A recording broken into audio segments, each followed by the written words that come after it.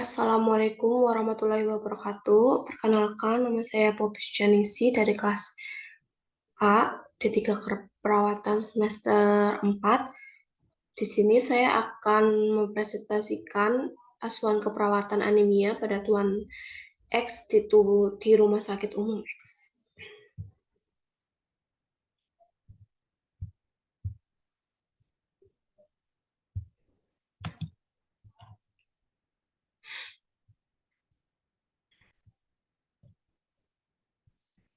Yang pertama ada latar belakang.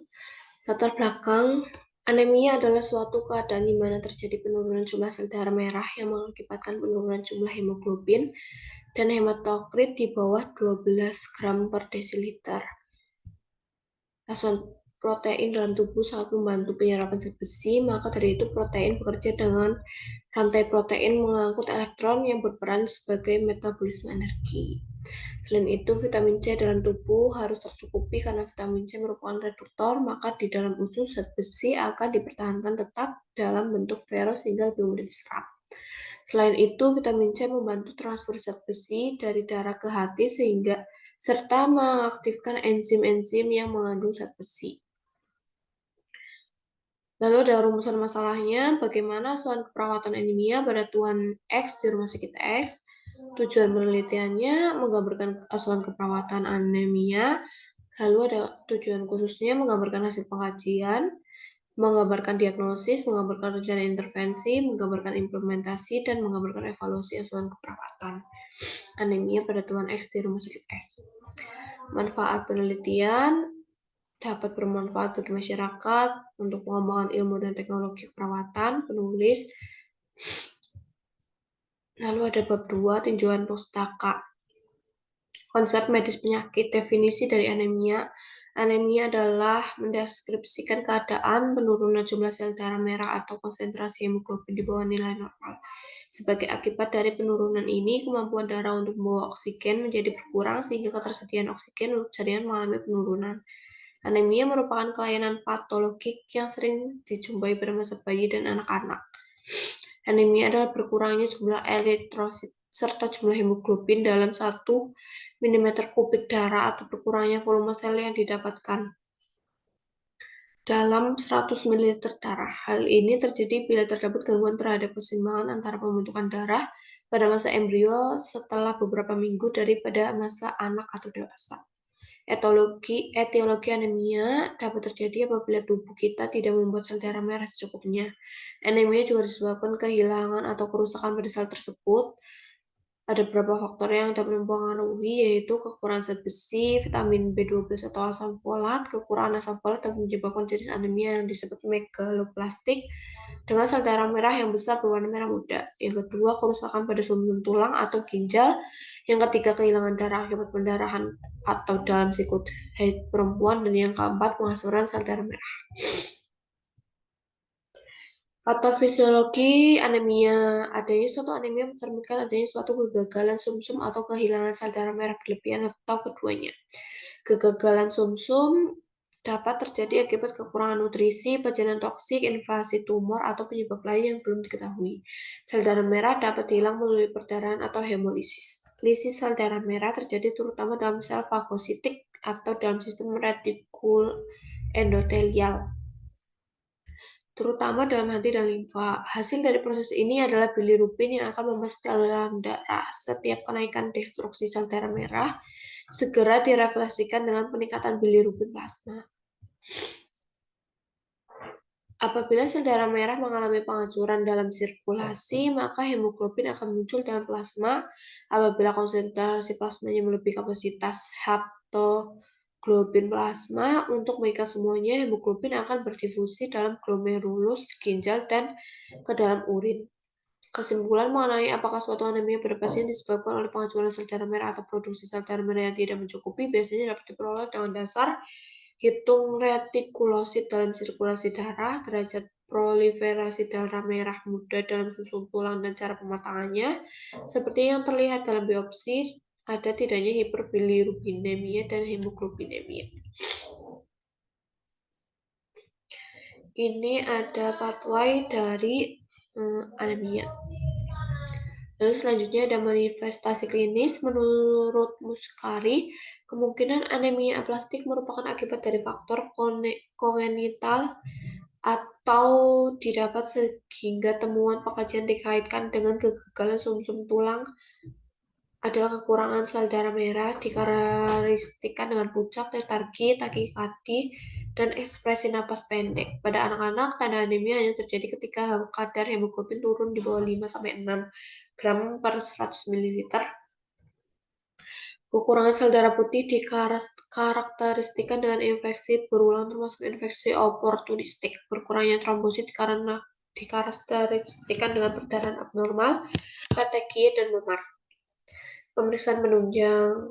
Menurut Muskari, pemeriksaan diagnostik pada anemia adalah jumlah pemeriksaan darah lengkap di bawah normal,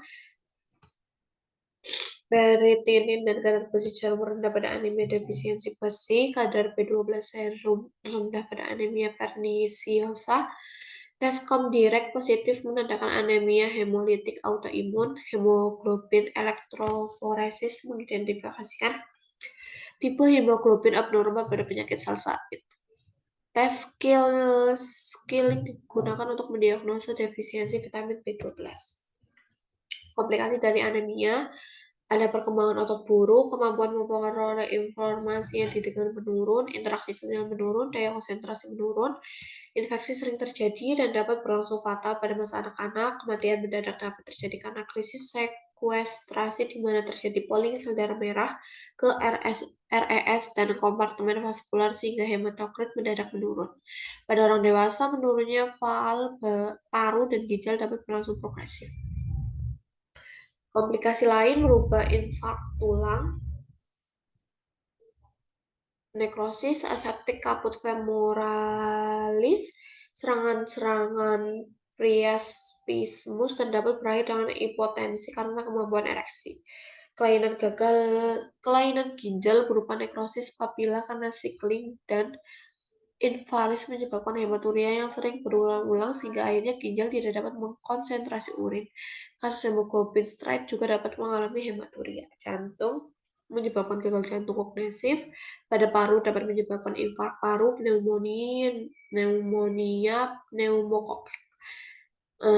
Pada SSP menyebabkan trombosit cerebral.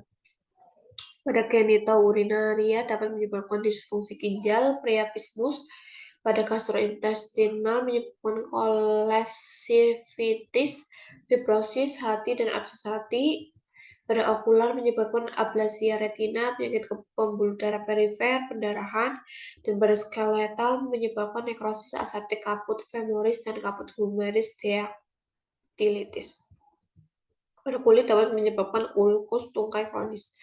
Penata laksanaan anemia diajukan untuk mencari penyebab dan mengganti darah yang hilang. Penata laksanaan anemia berdasarkan penyebabnya yaitu anemia aplastik dengan transplantasi sumsum tulang dan terapi imunosupresif dengan antihemoglobin globin yang diperlukan melalui jalur sentral selama 7-10 hari.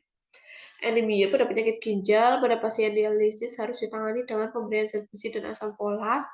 Anemia pada penyakit kronis, kebanyakan pasien tidak menunjukkan gejala dan tidak memerlukan penanganan untuk anemianya. Anemia defisiensi besi dan asam folat dengan pemberian makanan yang adekuat. Anemia megaloblastik, defisiensi vitamin B ditangani dengan pemberian vitamin B. Untuk mencegah kekambuhan anemia, terapi vitamin B diteruskan selama hidup pasien yang menderita anemia pernisiosa atau malabsorpsi yang tidak dapat dikoreksi. Pada anemia defisiensi asam folat diberikan asam folat 3x5 mg per hari.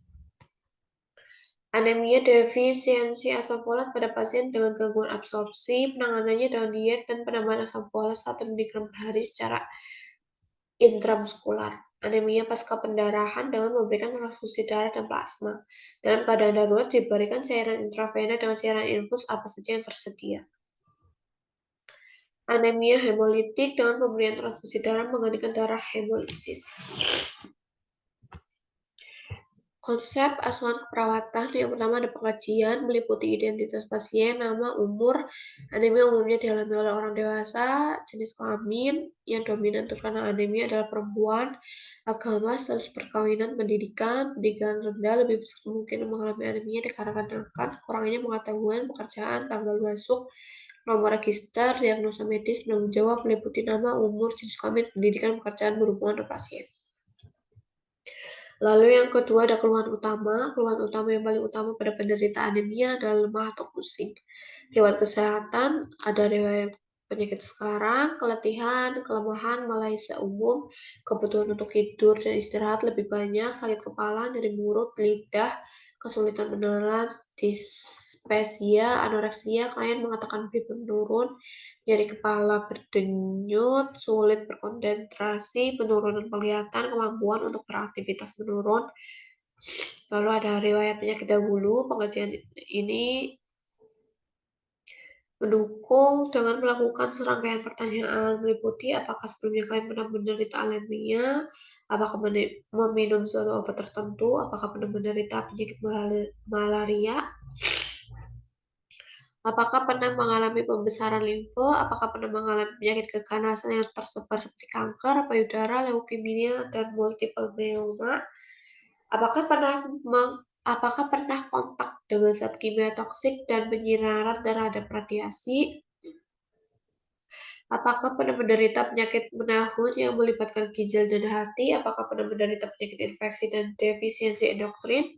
Apakah pernah mengalami kekurangan vitamin penting seperti B12, asam folat, vitamin C, dan zat besi? Lalu ada riwayat kesehatan keluarga. Yang pertama, kecenderungan keluarga untuk anemia, adanya anggota keluarga yang mendapat penyakit anemia kongenital, keluarga adalah vegetarian berat, sosial ekonomi keluarga yang rendah. Pemeriksaan fisik biasanya ada kesadaran, TTP, nadi, pernafasan, suhu, breathing, blood, brain, bladder, bone.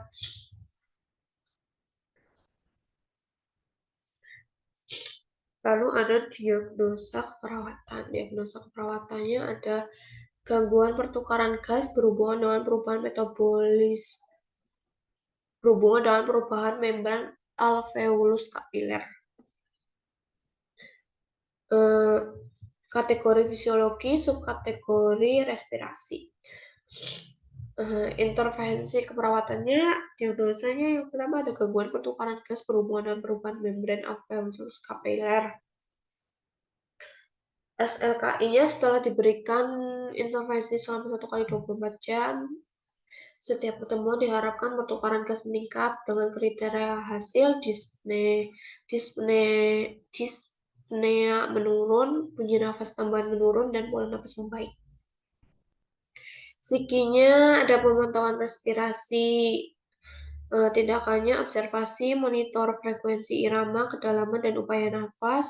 Yang kedua ada monitor pola nafas, yang ketiga ada monitor kemampuan batuk efektif, monitor saturasi oksigen, auskultasi bunyi nafas. Cara petiknya dokumentasikan hasil pemantauan. Edukasinya menjelaskan tujuan dan prosedur pemantauan. Informasikan hasil pemantauan jika perlu. Kolaborasinya penggunaan oksigen saat aktivitas dan atau saat tidur. Implementasi merupakan pelaksanaan dari rencana asuhan keperawatan untuk membantu pasien mencapai tujuan yang sudah ditetapkan. Upaya mencapai tujuan tersebut, perawat memberikan pelayanan, tindakan dengan melakukan observasi, komunikasi terapeutik, edukasi, dan kolaborasi sesuai dengan rencana keperawatan dengan diagnosis perawatan hipertermi selama 3 kali 24 jam. Evaluasi adalah kegiatan yang terus-menerus dilakukan untuk menentukan apakah rencana keperawatan efektif dan bagaimana rencana keperawatan dilanjutkan, merevisi rencana, atau menghentikan rencana keperawatan. Lalu ada bab terakhir, bab 3 penutup. Kesimpulannya, berdasarkan hasil penelitian yang telah dilakukan, dapat disimpulkan bahwa penulis mengetahui gambaran soal keperawatan anemia pada Tuan X. Pendekatan yang digunakan dalam memberikan asuhan keperawatan meliputi pengkajian keperawatan, diagnosis keperawatan, intervensi, implementasi, dan evaluasi. Adapun saran yang tulis berdasarkan hasil penelitian yang dilakukan yaitu ditujukan kepada pihak rumah sakit, khususnya perawat, institusi pendidikan, pasien, dan keluarga. Sekian presentasi dari saya. Mohon maaf apabila ada kekurangan. Terima kasih atas perhatiannya. Wassalamualaikum warahmatullahi wabarakatuh.